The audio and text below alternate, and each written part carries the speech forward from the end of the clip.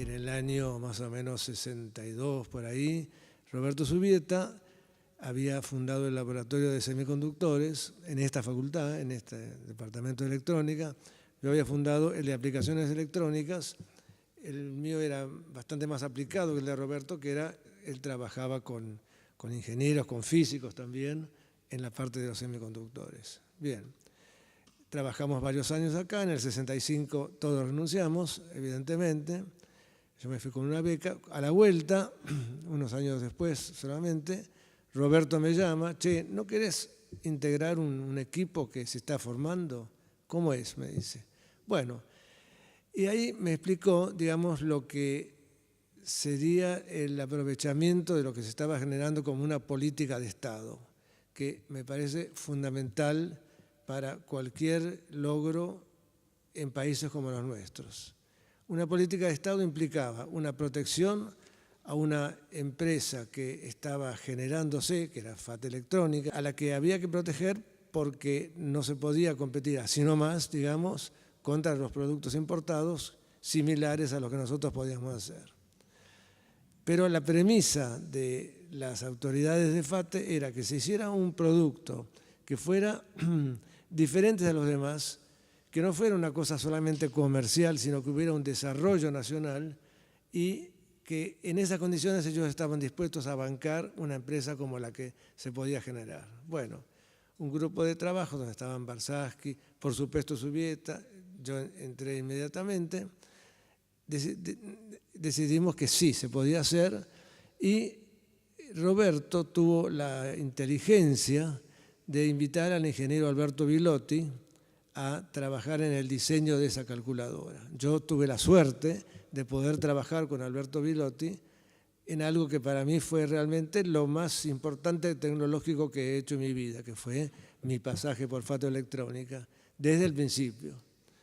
Entonces realmente era muy cómico porque Bilotti era un tipo muy especial, extremadamente buen ingeniero, pero además era muy bonachón. Entonces, por ejemplo, él diseñaba la calculadora en unas enormes hojas de papel que iba pegando, a medida que iba agregando módulos, iba pegando, entonces hizo una especie de sábana ahí con el sumador por un lado, la memoria por el otro, la fuente de alimentación por el otro.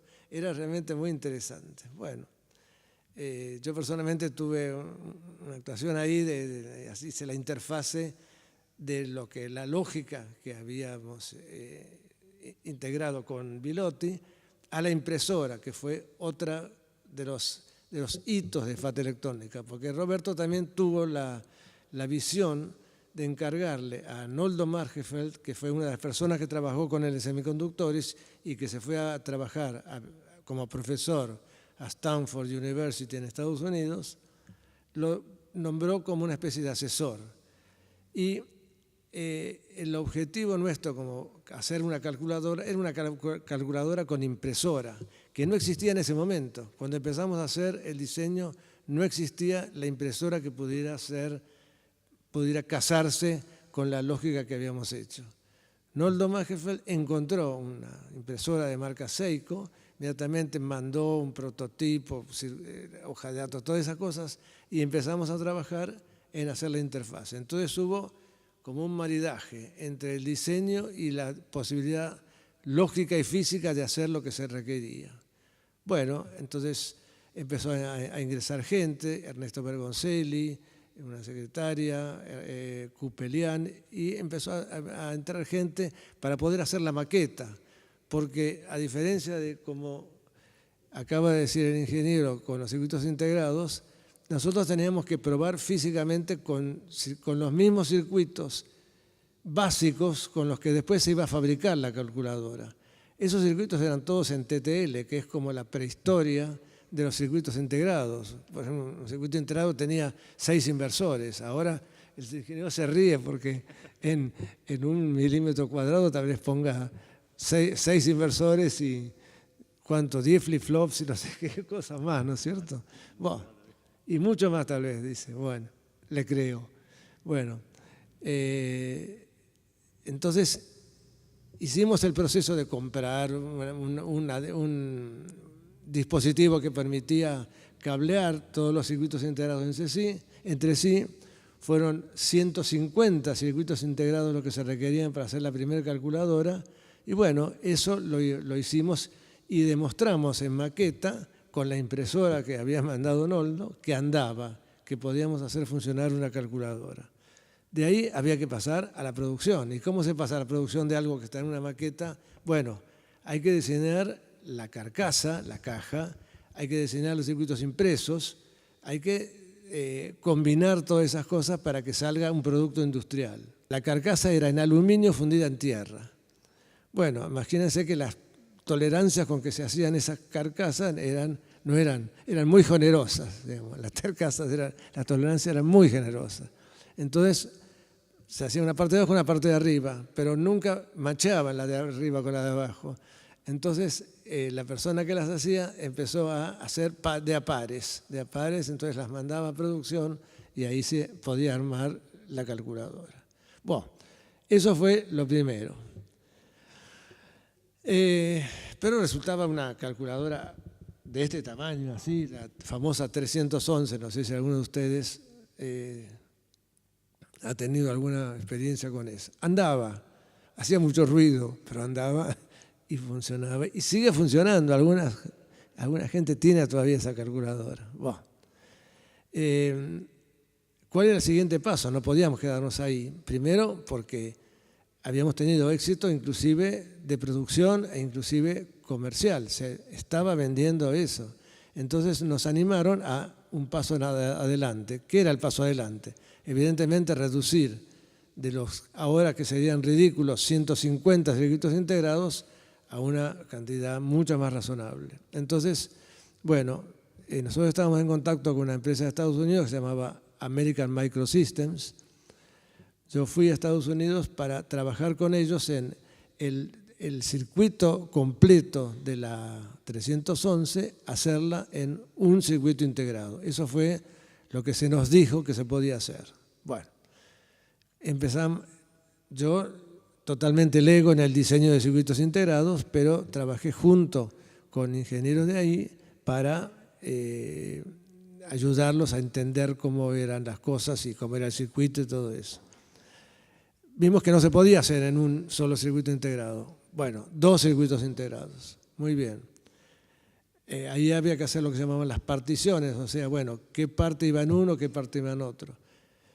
Hicimos simulaciones, también del tipo de simulaciones que acaba de explicar el ingeniero, una computadora primitiva, muy grande, primitiva, pero tuvimos que ir a una ciudad del estado de Virginia, en la otra punta.